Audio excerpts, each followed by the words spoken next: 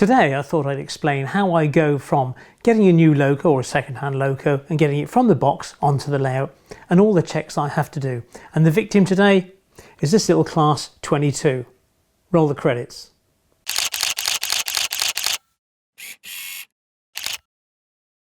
Hi, welcome back to Chadwick Model Railway. I'm Charlie. Today I thought I'd have a chat about why I buy certain locomotives and how I form them up into trains.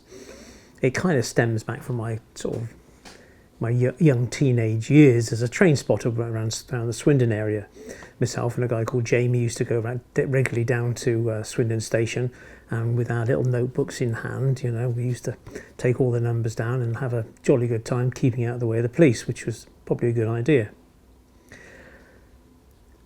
I have no real photographs from those days, you know, but sadly we didn't have, you know, instamatic cameras and all this kind of digital stuff those days.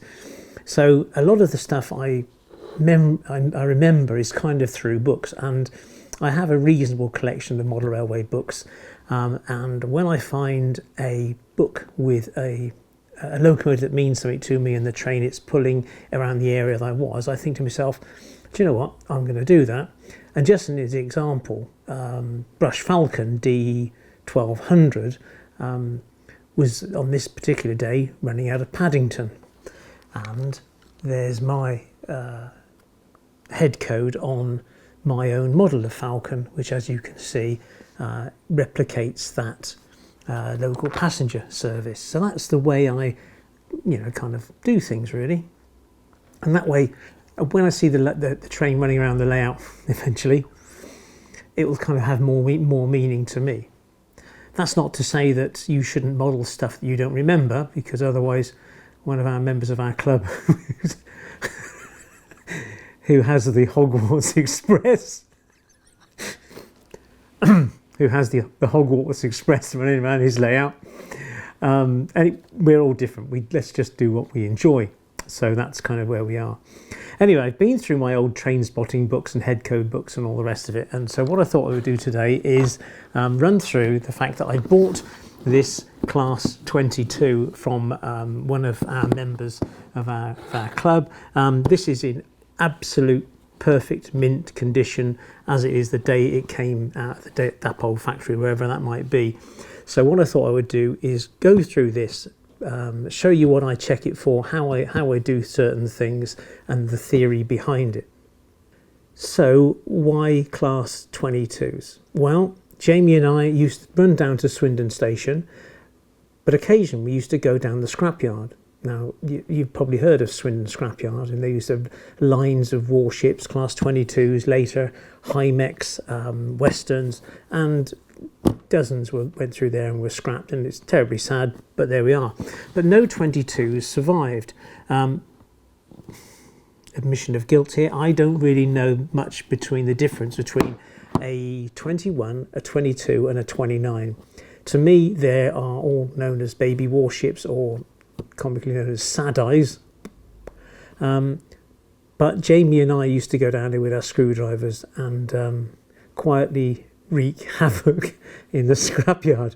Can't get done for this now, can I? Too old, 61. And one thing I did do is I pulled out a load of head codes and borrowed them, let's say. So I pulled them out, rolled them all up and took them all home. And I'm sure the producers of 70s spotting days around the West Country, which is a current book, and this is a nice little book. But I spotted in here, just give me 2 seconds, pictures of a Class 22 and a warship with its head codes ripped out. Now, I honestly couldn't tell you if that is my work or not. I doubt if it is, but that was the sort of thing that Jamie and I used to get up to. And then I ran away and joined the Navy. 32 years later, I left. And sometime between running away and joining the Navy and kind of getting married, I obviously went through my stuff and I threw out all my memorabilia that I'd collected, and it was heart-rendering when I look about it now, because if I had those head codes, I could make a lovely, great big sign to go on the wall backlit of 1A72 coming out of Paddington or whatever, and it would be really nice. But I've searched around, I can't seem to find any head code reels around. You know, eBay, they're not exactly coming up left, right and centre. Then I can't find them. But anyway, if you see one, it's the sort of thing, perhaps a project that you might like to do is to make up a decent 4-character head code if you're of that kind of age group. But there we go. Anyway, let's get back to this. Now, it comes in a box. Do I do unboxings? Well, of course I don't. So we'll just get it out. So this is what we get inside the box. There's the Loco in an ordinary kind of blister pack, and there's a couple of bits of accessories. One's the head codes, and one's some lifting eyes and buffer beam detail. Now, one thing I do, I say do-dos then, is when I finish with my Locos and I put them away, I always bag up the bits and put them in a separate bag, and so all my Loco bits, and this is obviously class 22 D63 26 from Dapol, so these bits will all go in this bag and get put away so I can find the wretched things when I need them. The box goes into a bigger crate up in the attic. So we whip this thing here out and have a little look at it. So it's a strange Loco in some ways because it has valances, and these valances fall off all the time. Apparently they're supposed to do that. Doesn't strike me as a very good idea, but there we go. So a quick whiz around the Loco. It's a nice Loco. It's obviously made by Dapol. It's heavy. It has a wonderful thing about it has spoked wheels, which I think is quite remarkable, really, and it just makes it even more sad that none of these survived. The cup, see what I mean about the valance, there's another one gone.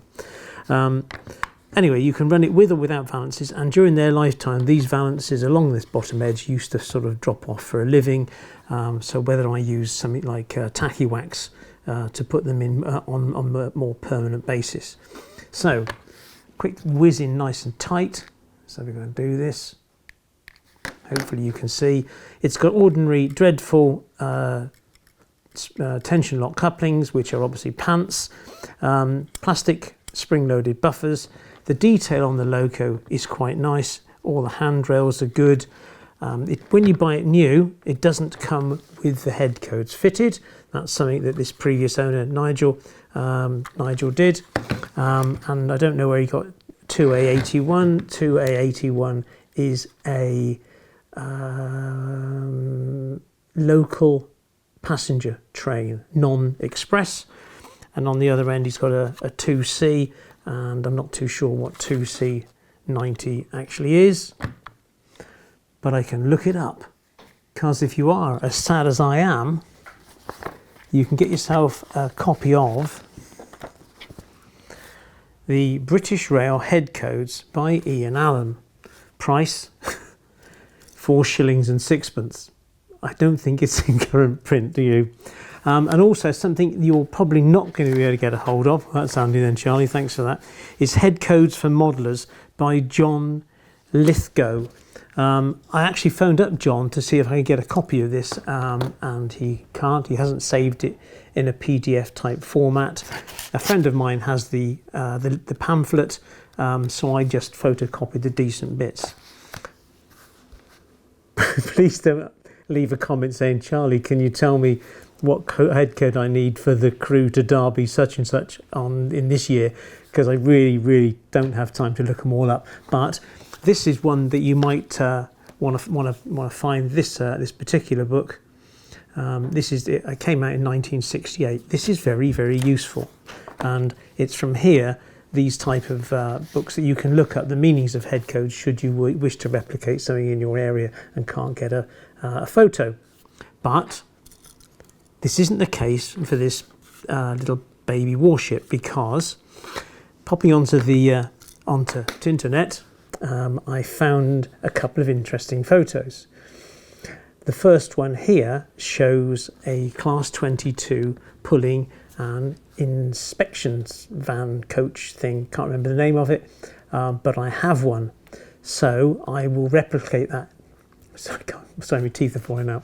So I will replicate that head code, and similarly on the other end of this locomotive I shall put that other head code, and this is an image taken at some stage in Exeter St David's, and I'm not too sure why it's got snowplows on, but it has, pulling 4 Mark 1 coaches, but I think that's the head code that will go on the other end of this particular loco. While we're on the subject of books, I forgot to mention earlier that in my little train spotting days, this is my British Locomotives and Other Motive Power Combined Volume, or as we used to call it, our combo. And here on page 38 you can see those are the 4 remaining Class 22s, and they're all underlined, and there's a C next to them, which means I'd cabbed them, and obviously this I had done on one of my trips to the Swindon scrapyard. But it is wonderful to have this kind of history on your childhood and memories, because if I know as a photographer, one thing the photographs do is they bring back memories, and if you haven't got the photographs you don't necessarily remember. It's quite sad, isn't it? Quite poignant, really. So let's get back to this little thing here. So it's a DCC ready locomotive from Dapol, and the first thing you need to do when you get it out of the box is obviously give it a good check over and have a look at it. If you buy second hand from eBay or other online facilities are available, you pay your money and take your chance. I know people have got real good deals on eBay. I know some people who have bought from people that are commonly known as scroats, because they sell any old stuff, let's say, and it's a buyer beware job. But there we go. It's probably also worth saying that on my layout I don't have any famous locomotives really. If you have Flying Scotsman and Mallard and all the big names on your layout, that's great, nothing wrong with that, but I don't particularly want any famous, kind of one-off Spar Falcon, he said, being the hypocrite I am. But I just want it to be an ordinary railway. I did buy an APTE and it broke. I sent it back to the manufacturer, sent me another one, and then I sold it straight away to a friend of mine for the same price that I'd paid for it, because it didn't really fit in with my modelling. It was a lovely thing to have, but it really needs to be in a cabinet on a wall, not zinging around with its gas turbines, doing the run from Chadwick to Chadwick Central. Just didn't seem right, so that went. It wasn't something that would get used very often. I kind of wandered off there, didn't I? Anyway, so we got this little locomotive. So when you buy it, you check it all over, make sure there's no missing bits. Sadly, there's a couple of things that are always wrong with these things. First thing, if you're that sad as I am, the head codes. If you're into steam locomotives, you'll find that you might need to add the odd lamp. And in that head codes booklet, it does go into lamp configurations, as does this pamphlet from John Lithgow. So you know where to put the lamps at the front, or if you wish to re-head code your locomotives, which head codes are suitable. So there we go. Of course, there's still one other thing missing, is there's no people in it. So what should we do next? Well, we need to get the cover off, and I need to crew it up at one end. And in these days, in the late 60s, early 70s, these are all double crewed. They have a driver and a driver's mate, so we need to find some folks to sit in there. Hopefully they'll have seats, we won't have to hack them about too much, and all that kind of stuff. But the first thing to do is, I think we'll run it and then check it out.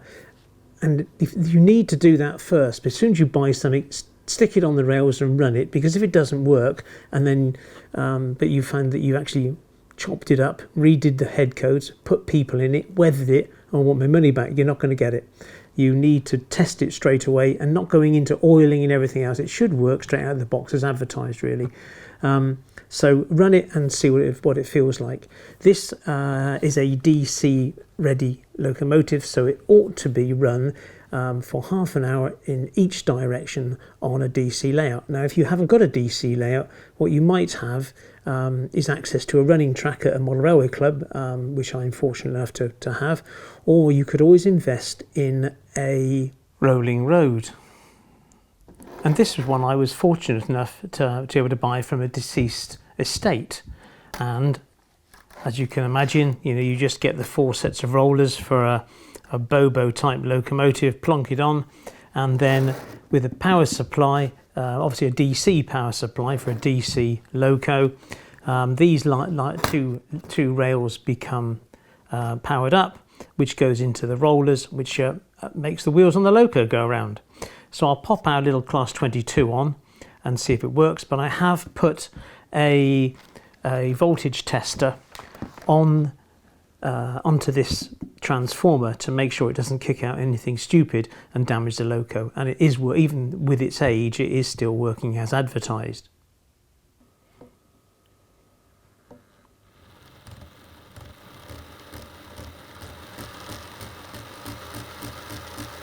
As you can hear, it's got a little bit of a throb to it, which is a little bit disturbing, but hey, we'll see how it runs on the track. And if I zoom you in a little closer,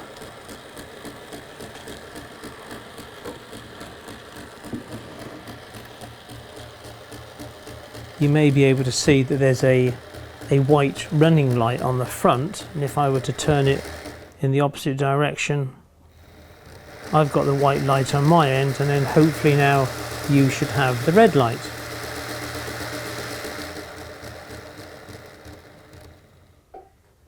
There we are. Well, that's generally what rolling roads are about, and another way of running in your locos. So, where do you go from now? We take it apart and see if we can fit some crew. But just before I do that, I think it's worth a mention, and that's just to check the pickups on the wheels. Now, I do this with a 9-volt smoke alarm battery, which is quite straightforward. So pop it on the wheels, and guess what? All 4 go around.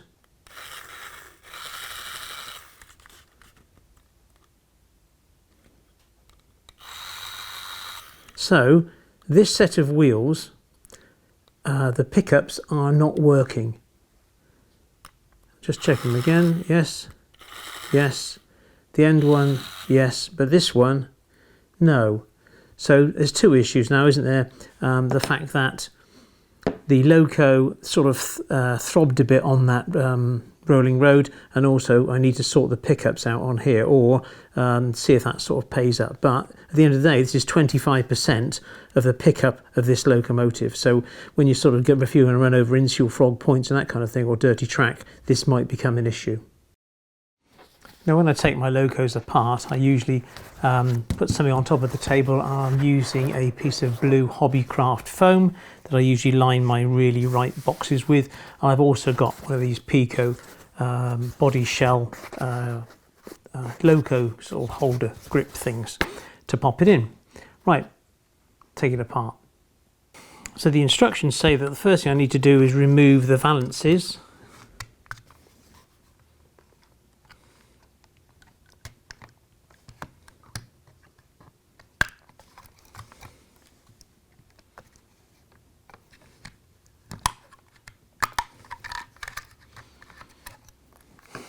Now, I usually find the easiest way to do this is just to poke your fingers underneath the chassis, underneath the body shell, pull it apart, and there we are, it just comes straight out. If you've got one of these, be careful, because this is obviously wired to the main board by this plug. Can I pull that plug out? Let's have a go. No, there we are.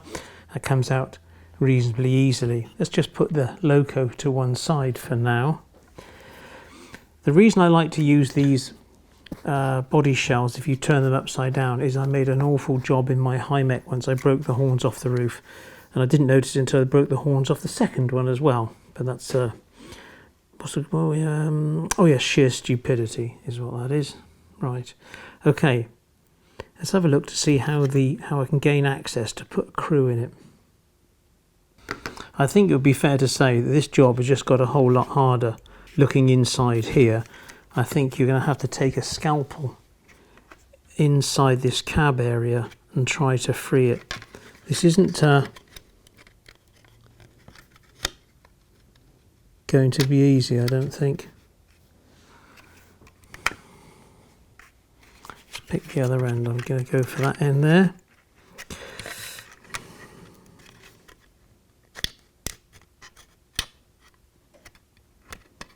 This might take some time.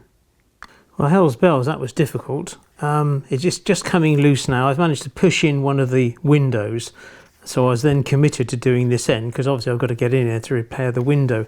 And using a fresh Swan Morton scalpel blade, what I've done is kind of gone in there and teased all the way around, breaking all the glue, which holds this kind of piece of grey plastic in position, and I can feel it start to come loose now, so hopefully that will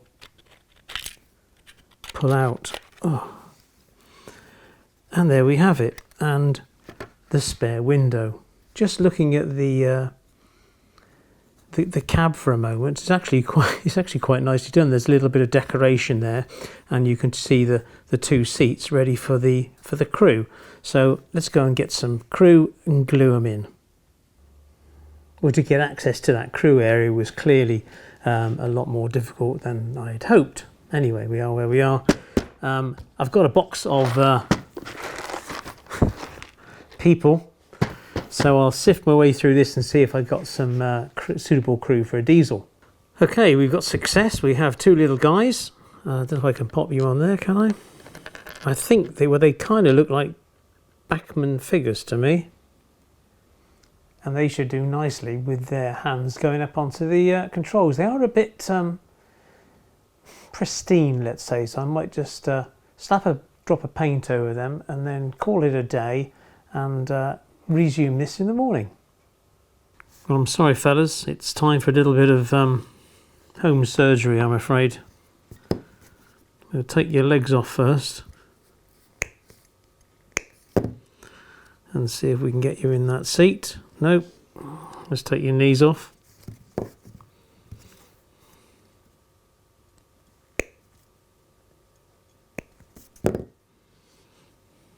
Oh, it's getting close. Just take most of the thighs away then. Well, I thought I was such a nice guy. Ooh, looking good.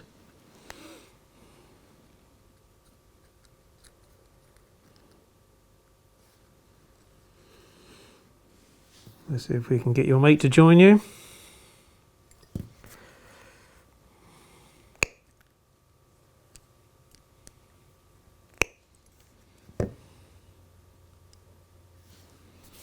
Well, I'm rather like that.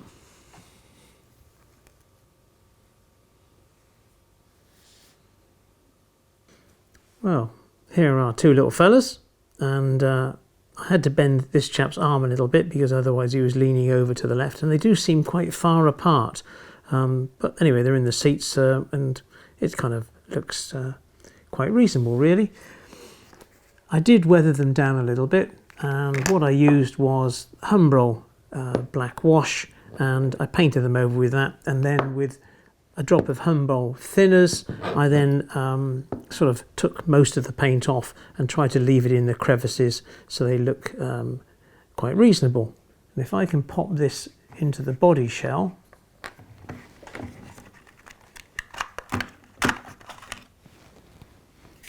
and hopefully you can see the effect that we kind of got. Are we there?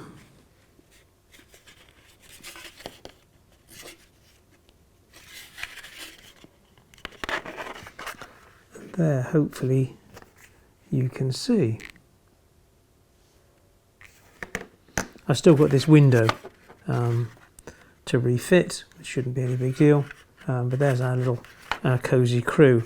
I'd mentioned about changing these head codes, and of course if you want to change the head codes, these Dapper ones are fitted from the outside, so you don't need to go inside and rip it apart, such as on the Bachmann ones. But I'm still undecided on whether the best approach to do is how I'm going to do these head codes. Well, that almost sums up what I do with my Locos. It's not just about this 22. You know, I do that with all of them. You know, the battery on the wheels to check that they work, head codes, crew them up and that kind of thing. Those crew were from the Bachmann collection, but also from Monty's models.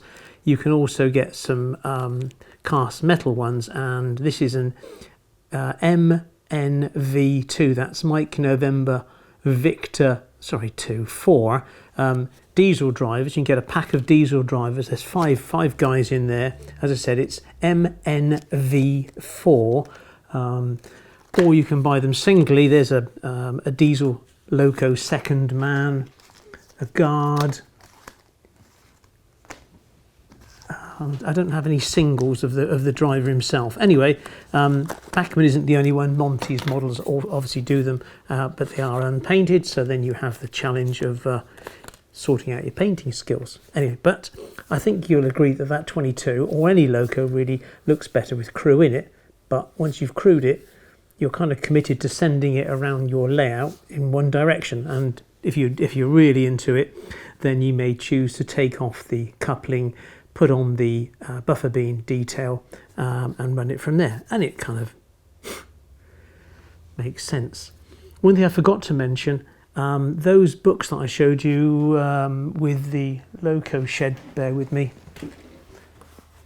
Sorry, not Loco shed, the head codes. Also details in these type of books is the head code discs, because certain Locos have a head code discs rather than head codes or lamps. So the early diesels, and I've got a peak there that needs to be sorted out, so you'll get reference from there as well. Right, DCC. I'll stop a minute because my wife's at the door. So we're nearly finished, and to take this Loco to the final stage, being a DCC kind of guy, a week or so ago I bought a ESU Locksound version 5 sound chip with speakers from Richard of Road and Rails. And you might say, well, why do you want that? Why do you want the sound chip in there? Because at the end of the day, no class 22s exist, so therefore we can't. A proper sound file couldn't materialize. Not quite, because in Germany there still exists some DB class V80s which have the same engine, so you're going to get the same engine noise. Of course, it's not going to be exactly right, because you know the turbo may work differently in the exhaust tones and the rest of it, but we are in the right ballpark. So fair play to these guys who did this investigation work. So we end up with this. And what have we got for our money? Well, you've got a Locksound version 5 chip. And if you're not a whiz at these things and you see these cables, there are 3 cables there, a red, a black and a white. And just in case you think, oh sorry, this is a 21 pin chip. And just in case you think those are for the speaker wires, they're not. Those are for a stay alive.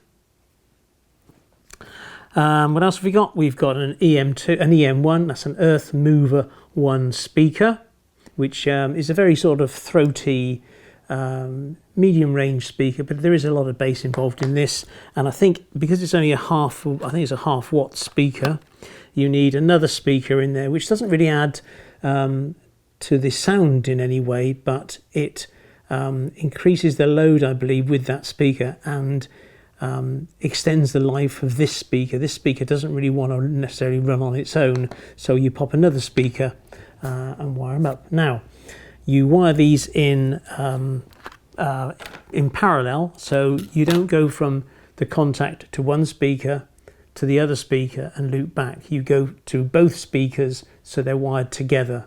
Okay, it's quite important that you wire them in parallel rather than in series.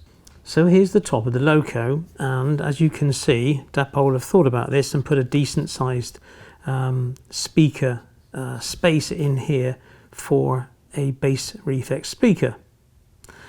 Sadly, I've opted for taking a different method, and going to use the Earth Mover 1 along with that other small speaker. Now normally when you remove these chips, especially from Bachmann and Hornby, what I tend to do is I tend to use 2 type lollipop sticks, and I go in and then I prise it up in parallel to get the chip off. But this one's much simpler because this will just pull off quite easily. There we are. When these first came out, there was an issue that some of them had 22 pins rather than 21. And if I can get a cocktail stick, point to this. And this is one of the ones that was modified because that 22nd pin, if you can see it there, has been removed. So what do we do with our nice shiny chip? Well, the chip's going to drop in straight into there. And if these are for the stay alive, where does the speaker go? Well, the speaker goes onto these two contacts here called SP1 and SP2. Bit of a giveaway really, wasn't it? So how do we do that? Well, quite simply, we remove this little plug from the end of this speaker and we cut the cables back, and then in parallel we put the two reds into SP1 and the two blacks into SP2, so that way both speakers get powered. So I shall cut those back and solder those in. And these lugs here have to be removed, and I'm just going to quickly do that with a Dremel.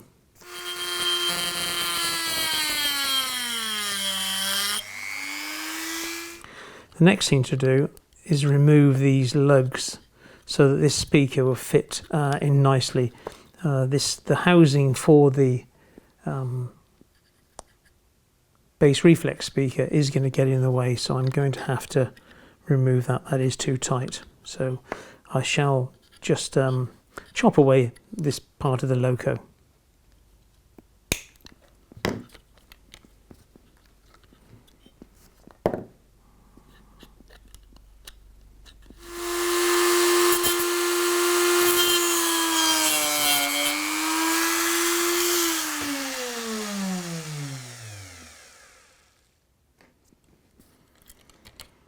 Things can go very wrong very quickly with these cutting discs. So if you're not confident, really don't do this.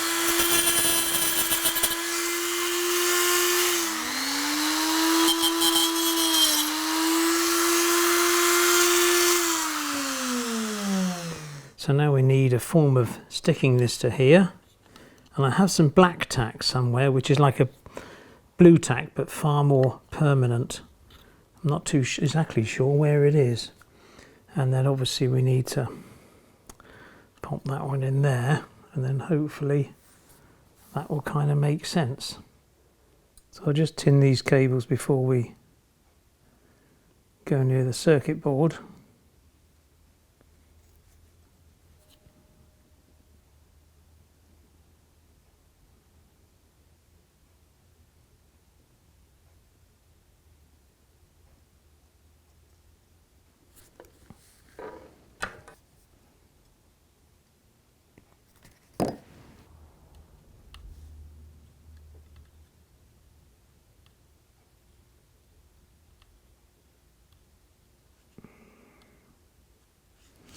Lovely. And then finally the cables, and having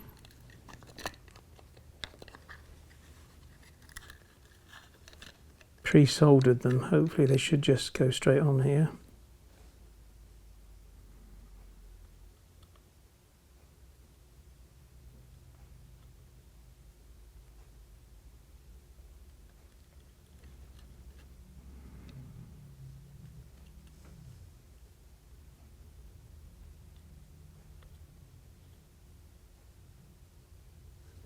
So hopefully now we're in the home stretch, and this is my old Bachmann Dynamis, is what I use for doing kind of test track trials rather than on the main Digitrack system over there. And I failed miserably trying to find some black tack, so it's all held in with blue tack, and I put a little bit of tape across those stay alive wires. So let's just turn this on and hope we don't see a puff of smoke. It's happened before. Zoom you a little bit closer. Okay, can you see that? Yes, you can. Right. Loco 3 tick. We just started up with without the sound, just to see if the thing actually works. Oh,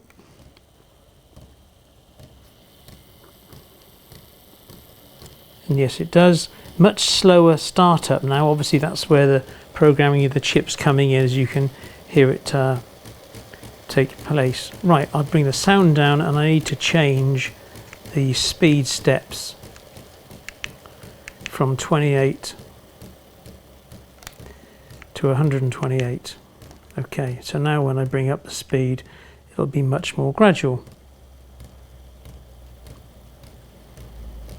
And change direction. It slows down.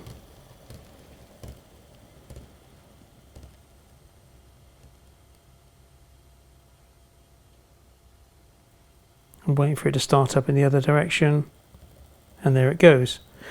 We need some lights, so we're heading in this direction. So I've got the white light for the head code, and on my side, which you can't see, is the marker light, and then there's a red light over here, and if I change direction again, it should stop, and obviously the light should change over, and you should be able to see a little better this time. Yep, so hopefully you can see there the red marker light that's on the rear, and hidden behind, oh, you probably can't see the white marker light because it's right in front of the head code light. So let's turn the speed off, wait for it to stop, and then we'll turn the sound on and hope. Lights off, sound on.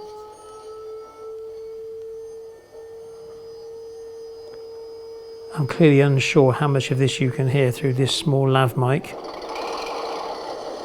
Ooh. Quick horn. Lights. And away we go.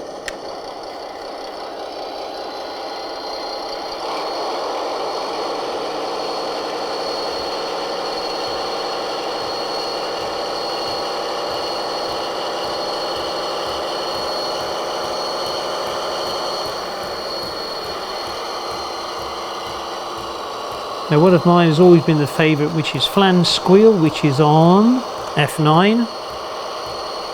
So I'll bring the speed down a little more. You find flange squeal doesn't work, as you'd expect, if the engine isn't running. So a bit of flange squeal.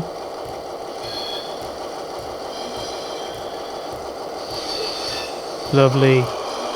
Turn the flange squeal off, turn the speed right down, and then bring in the manual brake, which is F5.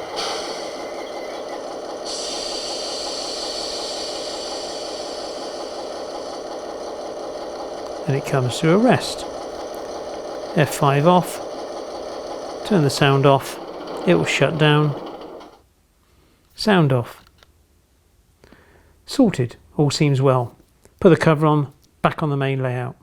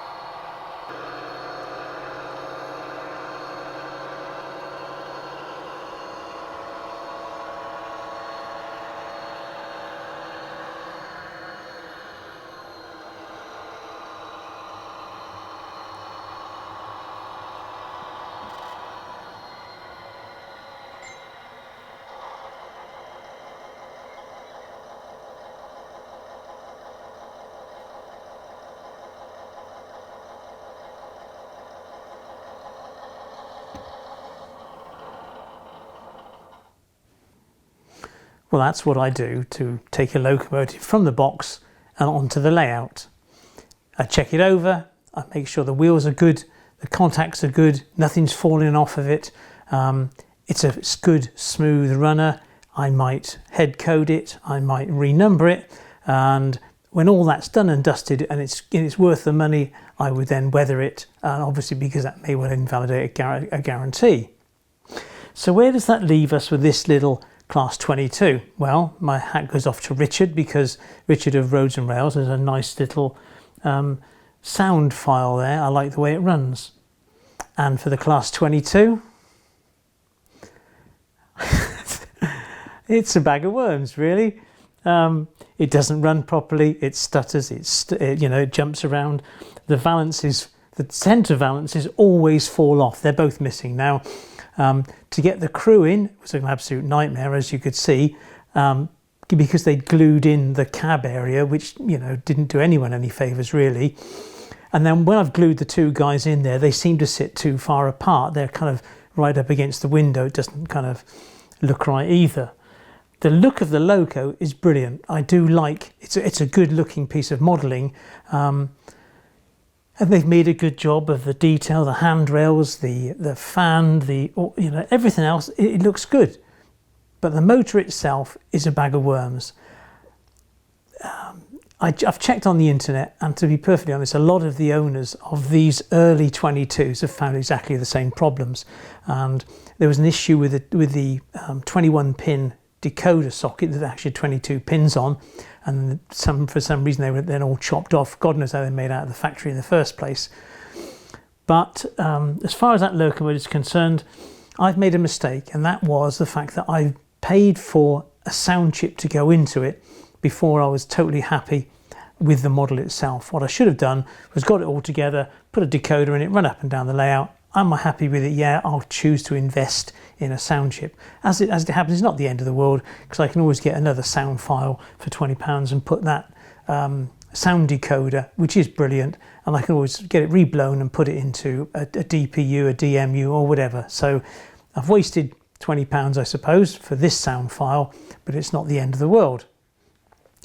But for you, yeah, I wouldn't recommend buying one of the early Class 22s. I've got no comments to make on the later Class 29s from Dapol. Hopefully they're better.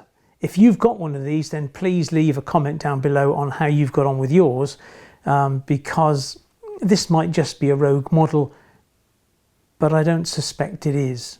There we are. If you do own one, the head codes are kind of a bit odd, really, because you just peel them off and stick them on the outside of the head code windows, and the light doesn't really shine through. So it's not in the Bachmann level of quality, let's say. Not detracting from the body shell itself. It's lovely. Colour's a bit strange, it looks a bit green to me, but once I weather it down. So what am I going to do with this? Well, I will probably give it a couple of months, sat with that sound chip in it, once the layout's running around, to see if it improves. If you know about that rumbling that I was getting, and you may have cured it on yours, again, please drop us a comment down below to see if I can sort that out. And again, of course, I've got that pickup issue because that third axle doesn't pick up power from the track. That's yet another one to worry about. God, life as a railway modeller. I tell you what, if that's all we've got to worry about, then we have no worries at all. So where do we go from here? Well, I do my usual sort of recognition here, and I must thank my patrons firstly, and please don't forget to subscribe. And there's a funny video here, it's only a few minutes long, it's about my back scenes, and there should be a link here. Give us a thumbs up. I'll see you the next time, and do stay safe. Thanks a lot, take care, bye bye.